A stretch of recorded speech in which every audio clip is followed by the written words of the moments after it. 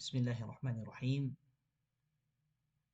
Ngayong araw, ang ating pag-aaralan ay tungkol sa takdim, kung paano tatapusin yung takdim natin sa Ministry of Education, sa Wazaratu at-Ta'lim, sa Udrus fi Saudiya. So ngayon may mga account na tayo, gagawa natin ng account. Alam na natin kung ano ang password ng ating mga account. So, ang gagawin natin ngayon ay papasukin natin ang ating account.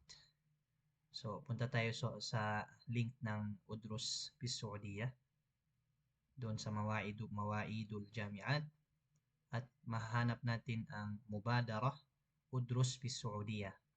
Mubadara Udrus fi Saudiya. So, yan yung lalabas. So, naglo-loading pa siya.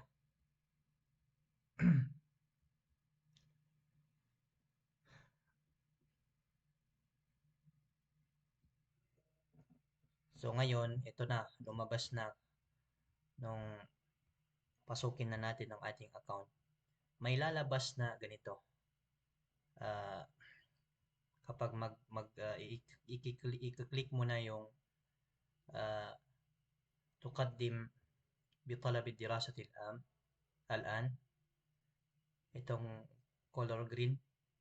So may lalabas diyan na kung hindi ka pa nakatakdim, lalabas yung ikrar. So sasabihin niya, ukiru bi annani qara'tu ish'ar al-khususiyah. So yung ish'ar al-khususiyah, so hindi mo siya, kahit na idadagat mo siya dito, mag-ikrar ka, wattala'tu ala jami'il bunud al-warida ila akhiriha. So, hindi pa yan lalabas yung kabul. Kumbaga, hindi pa matatapos yung pag-ikrar mo. Maliban lamang kung i-click mo yung Ish'arul Khususiyah. Ayun. Nung maklik mo ang Ish'arul Khususiyah, so, maglo-loading siya. So, may lalabas dyan yung mga dapat na basahin. So, dapat nating basahin to, yung Ish'arul Khususiyah, mula sa itaas hanggang sa baba. Bayanat Shakhsiyah ila akhiriha. So pagkatapos nun, saka tayo babalik sa minassa, sa safha. Okay, nandito na siya. So lumabas, naging green na yung kabul. So pwede na natin siyang click. O, i-click na. Pagka-click, mawawala. Okay, mawawala. And then, may lalabas na sasabihin niya sa iyo, akmilil malaf asyaksi. Ito yon, akmilil malaf asyaksi. So, fill upan natin to siya. Fill upan natin. Ayun. So, alhamdulillah, na-fill upan na natin. So ang fill upan dito, yung mga bayanat syaksiyah. So pipiliin mo yung aslul jinsiyah. So, ito, ikhtiyari lamang. So, ang mga ijbari na kailangan nating fill upan ay yung may mga asterisk na ganito. Yung pula. May asterisk na pula ganito. So, yung makanul milad, mathalan, dato pi ang Maguindanao. Then, makanul iqamatil hali, Philippine, tabaan. Nasa Philippine ka ngayon, Pilipinas. Then, tabaan, halatul istima'iyah. So, a'zab, yung fil ghalib. So, dapat a'zab. Min dawil i'aqah. So, yan yung mga tao na may sakit. So, lalagyan natin na wala tayong sakit na, kumbaga yung sakit na maraming anwa yung i'aqah niyan. Alam niyo yan. Then, bayanatu al-wazifa. So, kung ikaw ay muwazzaf, pwede mong ilagay yung na. Pwede mong i-click yung na. Pero kung hindi naman, sige, la na lang. Then, bayanat jawaz safar. So, dito, rakmul jawaz. Kailangan na jawaz safar. So, adi lang, adi. Ba, normal lang. Then, tarikh isdar jawaz safar. So, ang mas mainam dito kayo mag-fill up dito sa kabila, dito sa left side. Dati, kasi dito yung anong tawag dyan, yung English. So ito yung miladi. So dito sa kabila, ito yung hijri. So Dito tayo sa Miladi para mabilis or mabilis nating mahanap. Then, tarikh intiha, jawazi safar. So, dito rin sa kabila. So, ilalagay natin.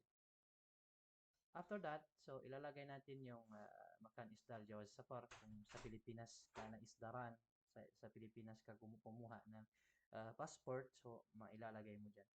Then, hifadh wastimrar. Bismillah.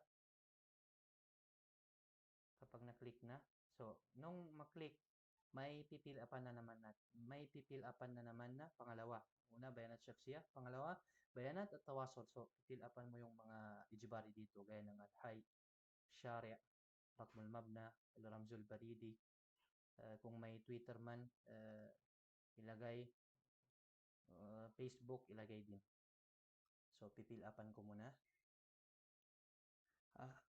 Ayun. Ngayon, napil upan na natin yung mga ijbari dyan. So, depende sa inyo kung pipil upan nyo yung mga ikhtiyari. So, ngayon, ipagpalagay natin na yung High Street Madya, Shari, Street Datu Saudi, yung High, baga yung road, Madya Road, for example. Rakmul Mabna.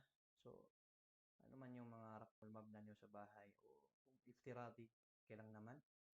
Ramzul Baridi. So, ito yung importante. I-search nyo lang sa Google kung ano yung zip code ng inyong mga lugar. Then, nilagyan ko ng sub Twitter. Pangalan lang niya. Then, yung Facebook. So, yung mas maganda dito ay yung automatic yung link ang ilalagay mo. Link ng kanyang Facebook. Pwede rin yung kanyang pangalan, pero mas mainam to para kung sakali na hanapin ka man ng Jamia, for example, or sa Wazara, mahanap ka na sa Facebook. Kung maglalagay ka ng YouTube, pwede rin.